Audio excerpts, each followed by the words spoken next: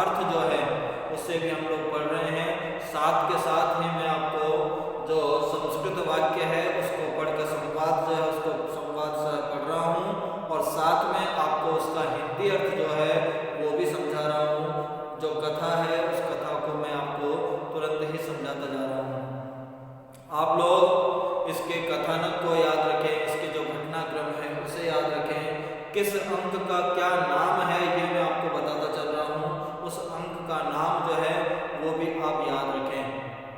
और साथ ही साथ उस अंक में कौन कौन सा पात्र जो है वो आ रहा है उनके बारे में आपको बता रहा हूँ। यहाँ लिख देता हूँ मैं उनके बारे में जो कथा चल रही है, किन किन पात्रों में किस अंक में कथा है उसे आप याद रखें, क्योंकि परीक्षा में इस प्रकार के ही प्रश्न बनते हैं।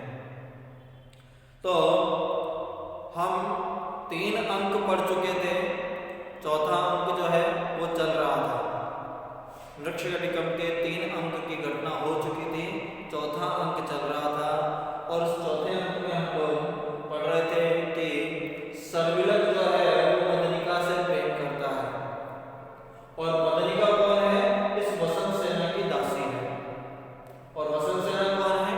वसंत सेना इस प्रकरण की नायिका है, और जो कि एक गणिका है। ये एक गणिका है। इस गणिका की दासी जो है वो मदनिका है, और इस मदनिका से प्रेम करता है सर्विलक। सर्विलक चाहता है कि मैं मदनिका को जो है वसंत सेना से किसी प्रकार से मुक्त करवा लूं, जो दासता वो स्वीकार कर रखा है उसे मुक्त करवा लूं। लेकिन उसकी दासता को मुक्त कैसे करवा सकता है वो? जब तक किसी प्रकार का धन आभूषण नहीं देगा तब तक वसंत सेना इसको मुक्त नहीं करेगी। इसके लिए सर्विलक क्या करता है कि इसको चाहिए आभूषण या धन, जिससे कि इसको मुक्त करा ले। तो प्रथम अंक की घटना को ही अगर आप देखेंगे तो प्रथम अंक में क्या होता है कि जो चारुदत्त है दरिद्र, चारुदत्त है दरिद्र निर्धन है वो, और ये वसंत सेना जो है वो चारुदत्त से प्रेम करती है। इस वसंत सेना का पीछा करता है राजा पालक का साला सर्विलक। राजा पालक जो है उसका साला है, वो इसका पीछा करता है, और वो चाहता क्या है? वो इससे प्रेम करता है। राजा पालक का जो साला है वो इससे प्रेम करता है वसंत सेना से, वो इसको धन के बदले खरीदना चाहता है, लेकिन ये चारुदत्त से प्रेम करती है अपने आप को उससे बचा करके, और ये चली जाती है चारुदत्त के घर में, वहां पर अपने आभूषणों को छिपा देती है। उन्हीं आभूषणों को चोरी करके ले आता है। उसके आगे की वो बात चल रही है कि आभूषण, सर्विलक आभूषण लेके आया है मदनिका को छुड़ाने के लिए। तो सर्विलक और मदनिका का संवाद चल रहा था कि मदनिका ने कहा,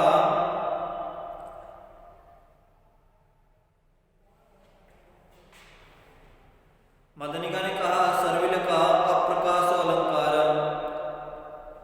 सर्विलक अलंकार लाया था, उसने कहा कि दिखाओ अलंकार कौन से हैं, क्योंकि अयम च जनः इति त्वयमपि न युज्यते तद उपनय तावद पश्याम अलंकारः। कौन से तुम अलंकार लाए हो? मैं इन दोनों की संगति एक साथ नहीं बैठा रही कि आभूषण और जन, तो तुम मुझे वो आभूषण दिखाओ। तो सर्विलक कहता है इदम अलंकरणम, ये वो अलंकार है। तो मदनिका कहती है निरूप्य अर्थात देख करके, दृष्टपूर्वम इयम अलंकार, यह आभूषण तो दृष्टपूर्वम अर्थात पहले मेरे द्वारा देखे गए। तद भण कुतस्त एष, भण भण अर्थात कहो, तो तुम कहो कि आभूषण जो है तुम्हें कहाँ से प्राप्त हुए, कहाँ से तुम इन आभूषणों को लाए हो।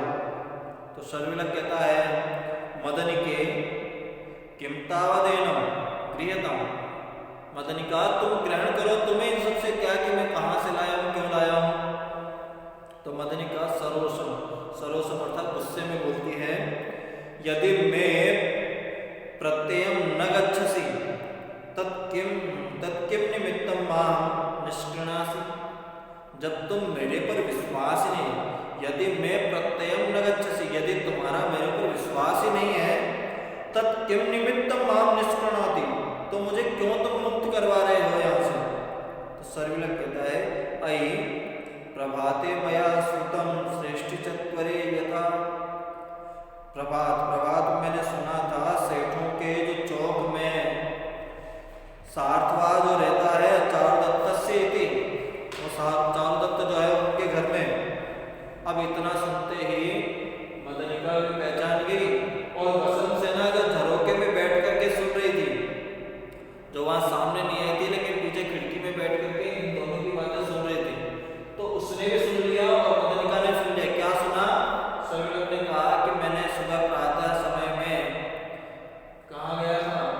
जो सेठों के चौराहों में जो सार्थवा नाम जो चारुदत्त है ना, वहां इतना ही कहा, उसमें तो समझ गए ये लोग।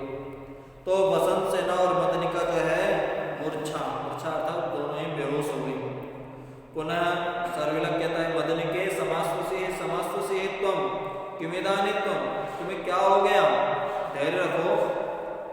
तो विषाद सहस्त्र सर्वांगी संभ्रम भ्रांत लोचना नियमानाम अभुजयाशिना कंपसे नानुकंपसे, तुम्हें हुआ क्या, विषाद से क्लांत संपूर्ण अंगों वाली, घबराहट से चंचल नेत्रों वाली होकर क्यों कांप रही हो, दासित्व से मुक्त कराई जाती हुई तुम मुझ पर कृपा क्यों नहीं कर रही हो, मैं तो तुम पर उपकार कर रहा हूं कि तुम्हें यहाँ से बचा रहा हूं, तुम हो कि आभूषणों के बारे में सुनकर के ही डरी जा रही हो। तब मदनिका कहती है साहसिक न खलु त्वया मम कारणादि अकार्यं कुर्वता तन्सन्निगेः कोऽपि व्यापादितः परीक्षतो वा। धैर्य धारण करके वो कहती है हे साहसी, तुमने मेरे निमित्त यह अनर्थ करते हुए उसके मकान में किसी को मारा या घायल तो नहीं किया। उससे पूछ रही कि उसने कहा ना कि मैं एक साहसी हूँ और मैंने साहस का काम किया है, तो पूछा न खलु त्वया मम कारणादि अकार्यं कुर्वता, जो तुमने मेरे लिए जो अनर्थ किया है, ये काम किया है, इसको करते हुए तुमने उसके घर में कहीं किसी को मारा तो नहीं है। तो सर्विलक कहता है मदनिके भीते सुप्ते च न सर्विलके प्रहरति तन्मया न कश्चित् व्यापादितो नापि परीक्षतः। मदनिके डरे हुए और सोते हुए पर सर्विलक वार नहीं करता। हाँ, कोई मेरे से भिड़ जाता अलग बात थी। तो भीते सुप्ते न, भीते अर्थात डरे हुए, सुप्ते अर्थात सोए हुए, न सर्विलक प्रहरति, सर्विलक उस पर प्रहार नहीं करता। तन्मया, इसलिए मेरे द्वारा न व्यापादित न कश्चित् व्यापादित, ना तो मेरे द्वारा कोई मारा गया है, ना भी परीक्षित, ना ही किसी को मैंने घायल किया है। तो मदनिका कहती है सत्यम, तो सर्विलक कहता है सत्यम, सही बात है। वसंत सेना संज्ञान लग दो, वसंत सेना को भी होश आ जाता है। आश्चर्यम प्रत्युज्जीवितास्मि, मैं वापस पुनर्जीवित हो गई, क्योंकि वसंत सेना को क्या लगा कि वहां गया और इसने किसी को मार डाला होगा। तो मदनिका कहती है कि ये तुमने ठीक किया, बहुत अच्छा किया कि तुमने किसी को मारा नहीं है। सर्विलक कहता है ईर्ष्यापूर्वक, सर्विलक कहता है मदनिके किम नाम प्रियमिति, मदनिके क्या बहुत अच्छा, किस चीज के लिए कह रही हो। त्वस्नेह भक्तयो हृदय हि करोम्य अकार्यं सदवृत्त पुरुष पूर्व पुरुषेऽपि कुले प्रसूत रक्षामि मन्मथ विपन्न गुणोऽपिमानं मित्रं च मां व्यपदिश परं न च यासि। उसने कहा, सर्विलक ने, सदाचारी पुरखों के कुल में उत्पन्न हुआ हूं मैं, और मैं तुम्हारे प्रेम से वशीभूत हृदय वाला, मैंने ये अनुचित कार्य भी किया। कामदेव के प्रभाव के कारण गुणहीन होकर भी आत्मसम्मान की मैं रक्षा करता रहूं, फिर भी तुम मुझे मित्र कहती हो और दूसरे के प्रेमी के पीछे जाती हो। क्योंकि वो खुश क्यों हुई कि चारुदत्त को कुछ नहीं हुआ, चारुदत्त ना मरा है ना वो घायल हुआ है। इस बात पर मदनिका खुश हुई, तो सर्विलक को ऐसा लगा कि कहीं ये उससे प्रेम ना करती हो, इसलिए उसने ऐसा कहा ईर्ष्या से कि तुम मुझे मित्र कहती हो और प्रेम किसी और के लिए है, तुम्हारा प्रेमी कोई और है।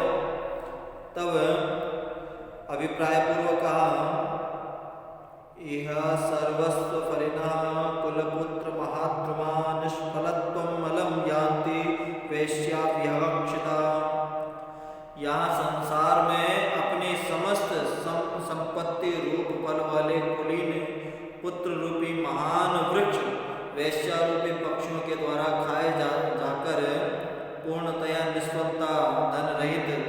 प्राप्त हो जाते हैं। अयम च सुरत ज्वालः कामाग्नि प्रणयेन्धनः नराणां यत्र हूयन्ते यौवनानि धनानि च। और कहा उसने, सर्विलक ने, रतिक्रीड़ा रूपी ज्वाला जो है वाला, जो प्रेमी रूपी ईंधन वाला, ये काम वासना रूपी अग्नि जहाँ मनुष्यों के यौवन और धन होम किए जाते हैं, उस वेश्यालय जो है उसके प्रति वो कह रहा है, क्योंकि उसे ऐसा लगा कि ये मदनिका जो है वो चावरस से प्रेम करने लग गई है और मैं इसके लिए अनुचित कार्य करके आया हूँ। तो ये इसलिए करने लगी कि ये क्या रह रही है, गणिका के घर में अर्थात वेश्यालय में रह रही है, तो वहाँ के लोग जो है वो प्रेम क्या है, धन से प्रेम करते हैं, ऐसा मानने के कारण वो इसको कटु वचन बोल रहा है। आगे वसंत सेना कहती है, सस्मितम अहो अस्यास्थान आवेगः, उसका अहो इसका तो रोज गलत जगह ही हो रहा है, मतलब ये तो इस पे गलत ही गुस्सा कर रहा है, ऐसा वसंत सेना कहती है। तो वसंत सेना सर्विलक कहता है, सर्वदा हर प्रकार से अपंडितास्ते पुरुषा मता ये में ये स्त्रीषु च स्त्रीषु च विश्वसन्ति श्रियो हि कुर्वन्ति तथैव नार्यो भुजंग कन्या परिसर्पणानि। जो मनुष्य स्त्री संपत्ति पर विश्वास करते हैं, जो मनुष्य अपंडितास्ते, वे मेरे मत में मूर्ख हैं। अपंडित अर्थात मूर्ख हैं। कौन मूर्ख है? अपंडितास्ते पुरुषा मता में, वो मेरे मत में मूर्ख हैं। स्त्रीषु च विश्वसन्ति, जो स्त्री पर और लक्ष्मी अर्थात धन पर विश्वास करते हैं, वो मेरे मत में मूर्ख हैं। श्रियो हि कुर्वन्ति, क्योंकि संपत्ति तथा स्त्रियां सर्पणी के समान कुटिल चाल चलती है। क्योंकि जो स्त्रियां हैं, श्रियो हि कुर्वन्ति तथैव नार्यो, जो स्त्री है और जो नारी है वो कैसे होती है? भुजंग कन्या परिसर्पणानि, वो भुजंग कन्या जो होती है, सर्पणी जो होती है, उसकी तरह टेढ़ी बेढ़ी चलती है, मतवाली चाल चलती है, अर्थात उनका कोई पीछा नहीं कर सकता उस प्रकार से। कुटिल चाल बोलते हैं, कुटिल सर्पणी की जो चाल कुटिल चाल की तरह चलने वाली होती है। कौन? स्त्री और धन। इसलिए इसने इस प्रकार से उसको कहा कि मैं उसको मूर्ख मानता हूं जो स्त्री पर विश्वास करे और धन अर्थात स्त्री पर विश्वास करे। और भी कह रहा है, देखिए सर्विलक ऐसा क्यों कह रहा है? क्योंकि सर्विलक को लग रहा है कि मदनिका जो है किसी और से प्रेम करती है और मैं पागल जो इस मदनिका के लिए दूसरे के घर में जाके चोरी करके आया हूं, इसलिए वो इसको गलत बोल रहा है। और भी कहता है, स्त्री सुनरागः कार्यो रक्तम पुरुषम स्त्रयः परिभवन्ति रक्त्यैव हि रन्तव्या विरक्त भावा तु हातव्या। स्त्रियों पर प्रेम नहीं करना चाहिए। स्त्री सुनराग, स्त्रियों पर प्रेम नहीं करना चाहिए। और स्त्रियां प्रेमी पुरुष का अनादर करती हैं। क्यों? क्योंकि रक्तम पुरुषम स्त्रयः परिभवन्ति, रक्तम पुष्पम अर्थात जिससे प्रेम करते हैं, जिसमें रक्त है, ऐसे प्रेमी का स्त्रियां जो है क्या करती हैं? परिभवा अर्थात उनका अनादर अपमान करती हैं। इसलिए केवल प्रेम करने वाली स्त्री के साथ ही रमण करना चाहिए। रक्तेव ही रंतव्या, जो हमसे प्रेम करे ऐसी स्त्री के साथ ही प्रेम करना चाहिए।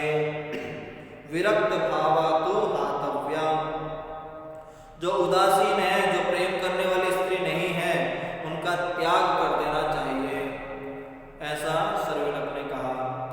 स्त्री सुनराग कार्यो, स्त्रियों में राग अर्थात प्रेम नहीं करना चाहिए।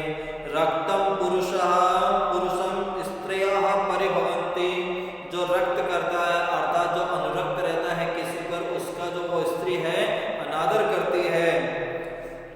रक्तेव हि रंतव्या, जो प्रेम करने वाली है उन पे ही प्रेम करना चाहिए, बाकी जो उनका त्याग करना चाहिए, ऐसा कहा सर्विलक ने।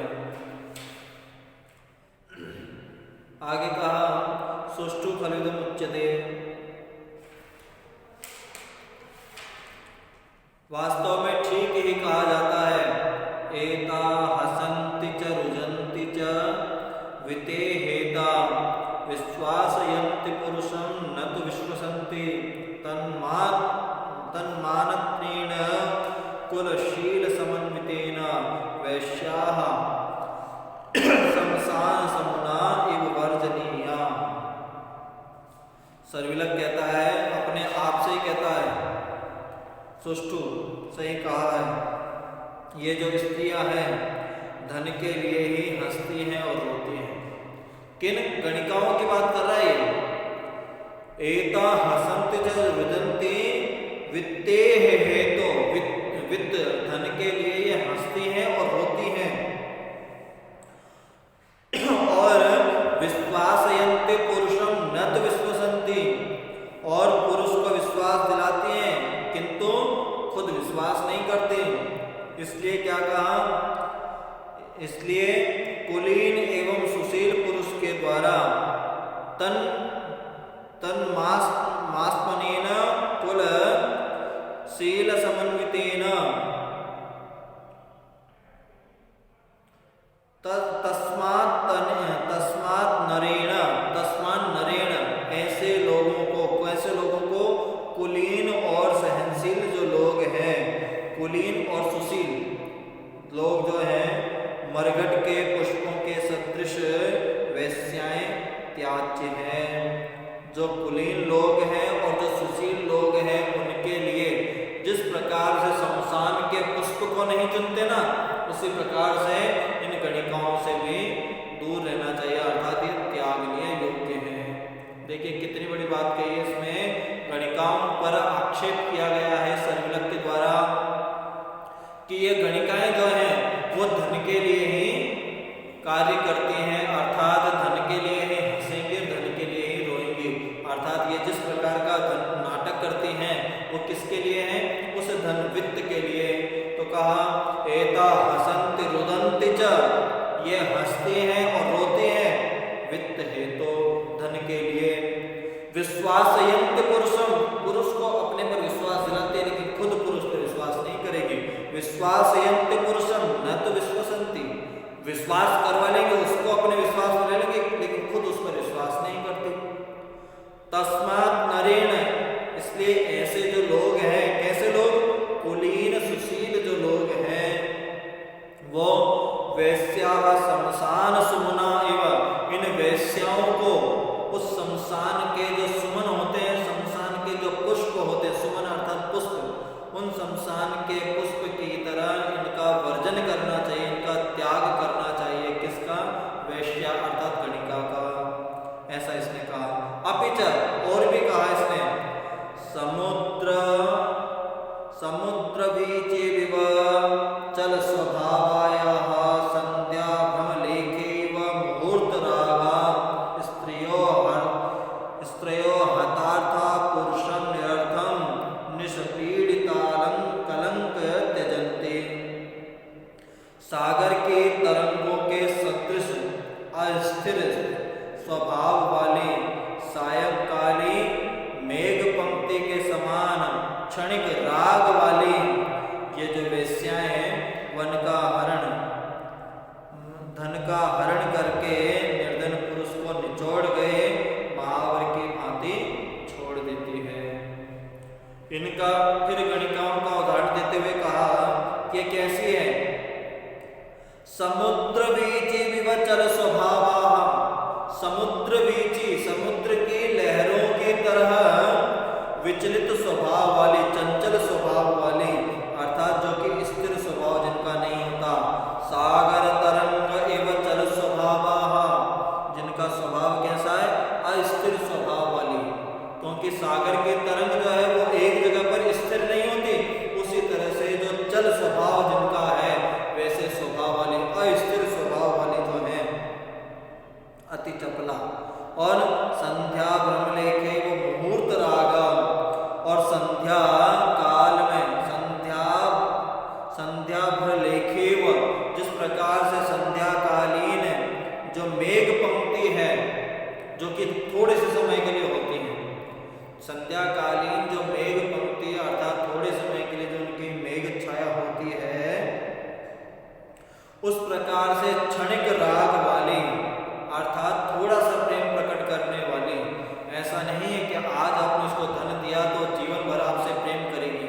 क्षणिक प्रेम वाली है वो गणिका। तो इसलिए जो सागर की तरंगों के समान चल स्वभाव वाली अर्थात अस्थिर स्वभाव वाली और क्षणिक प्रेम वाली जो ये वेश्याएं हैं वो किस प्रकार के धन का हरण करने वाली, जो स्त्रियों हतार्था पुरुषम निर्धनम, वो पुरुष से धन को लेकर के उसको निर्धन करने वाले जो ये हैं वो महावर की भांति निचोड़े गए होती हैं, अर्थात वो उस धन को लेकर के उस पुरुष को निर्धन करने वाली है। इसलिए कहा कि ऐसी स्त्रियों से दूर रहे, ऐसी वो अपनी बात दिखा रहा है। स्त्रियो नाम चपला, इसलिए उसने क्या कहा, स्त्री का नाम क्या है, चपला। चपला क्यों? क्योंकि वो अत्यंत चंचल होती है। इसलिए कहा अन्यम मनुष्यम हृदयेन कृत्वा अन्यम ततो दृष्टिरभिराहयन्ति अन्यत्र मुञ्चन्ति मद प्रेषकमन्यम शरीरेण च कामयन्ते। हृदय में दूसरे पुरुष को रख करके, अन्यम मनुष्यम हृदयेन कृत्वा, हृदय में दूसरे मनुष्य को रख करके, अन्यम ततो दृष्टिरभिराहयन्ति, भिन्न पुरुष को नेत्रों से बुलाती है। मन में किसी अन्य पुरुष का भाव है और आंखों से किसी दूसरे पुरुष को देख करके बुलाने का कार्य करती है। अन्यत्र मद प्रसेकम मुंचन्ति शरीरेण अन्यम च कामयन्ते, अर्थात हृदय से दूसरे पुरुष को, भिन्न पुरुष को नेत्रों से बुलाती, अन्य पुरुष पर मदिरा को सींचती है और किसी अन्य पुरुष के लिए शरीर से किसी अन्य दूसरे को चाहती है। अर्थात जो गणिका जो है वो किसी प्रकार से भी किसी को भी प्रेम नहीं करती, वो केवल और केवल धन से ही प्रेम करती है। उसके लिए बताया मन में कोई और पुरुष, आंखों में कोई और पुरुष और सेवा किसी और पुरुष की और शरीर किसी और पुरुष का, इस प्रकार की भाव इस श्लोक में उन्होंने बताया है। अन्यम मनुष्यम हृदयेन कृत्वा अन्यम ततो दृष्टि विरात्रयन्ति अन्यत मुंचति मद प्रसक्तेन, किसी अन्य व्यक्ति को मदिरा से सींच रही है और शरीरेन अन्यम शरीरेन च कामयन्ते, और शरीर से वो किसी और की कामना कर रही है। इस प्रकार की है गणिका। सुक्तम खलो कस्यापि, वास्तव में किसी ने ठीक ही कहा है। वो क्या कह रहा है? सर्वज्ञ कह रहा है कि वास्तव सुक्तम खलो कस्यापि, किसने ठीक ही कहा है। न पर्वताग्रे नलिनी पुरोहति न गर्दवा वाजिर्धुनम वहन्ति यवा प्रकीर्णा न भवन्ति शालयो न वेश जाताः शुचयस्तथांगना। कहा कि गिरि के शिखर पर कमलिनी नहीं उगती है, गधे अश्व के भार को नहीं ढोते हैं, बोए गए जो धान नहीं होते हैं, और वेश्यालय में उत्पन्न स्त्रियां पवित्र नहीं होती हैं। ये सर्विलक जो है, जो रुष्ट हो गया है, क्रोधित हो गया है, इसलिए इस प्रकार के वचनों के द्वारा जो वास्तविकता जो है वेश्यालय की उसे बता रहा है। कह रहा है कि गिरि के शिखर पर, जो पर्वत है उसके शिखर पर कभी पुष्प अर्थात कमली नहीं खिलेगी। और दूसरा कहा कि गधे जो है, जो गर्दभ है, वो अश्व के भार को, न गर्दभा वाज धुरयन्ति, जो अश्व जो है उसके धुर, अश्व के भार को ग्रहण नहीं कर सकता। और यवाह प्रकीर्णा न भवन्ति शाल्यो, और जो बोए गए जो धान, जो बोए गए जो हैं वो कभी धान नहीं बनते। उसी प्रकार से वेश्यालय में जो उत्पन्न है स्त्रियां वो पवित्र नहीं हो सकती। इस प्रकार का वो आक्षेप इन दोनों पर कर रहा है। आ दुरात्मना चारुदत्त हतकः अयम न भवसि, अरे दुष्ट चारुदत्त अब तुम न रहोगे। कुछ डग चलता है। वो ऐसा किसको बोल रहा है? चारुदत्त के लिए भी बोल रहा है। कौन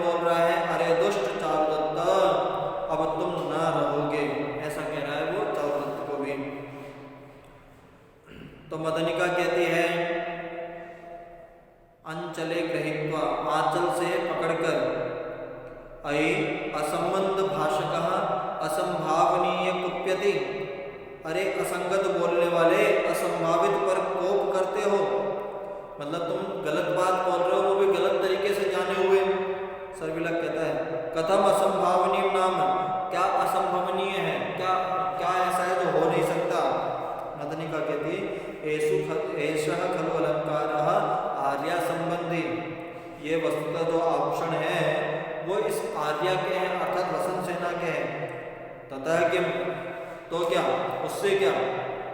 मदनिका सच तस्यार यस्य हस्ते विनिक्षिप्तः, और वह उन तस्य मतलब उन आर्य चारुदत्त के यहाँ पर धरोहर के रूप में रख के आई थी।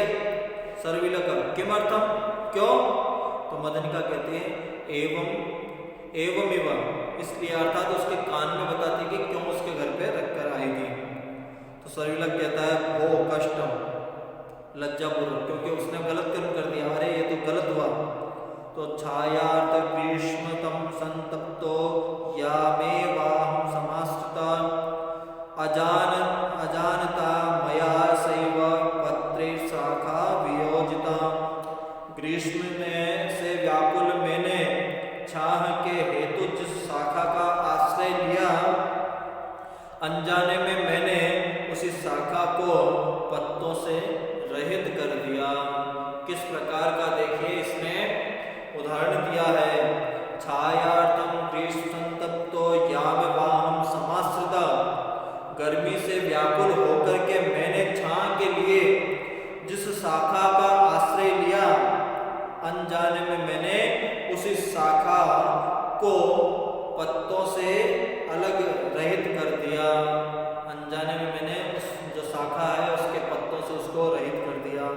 इस प्रकार का उसने उदाहरण दिया।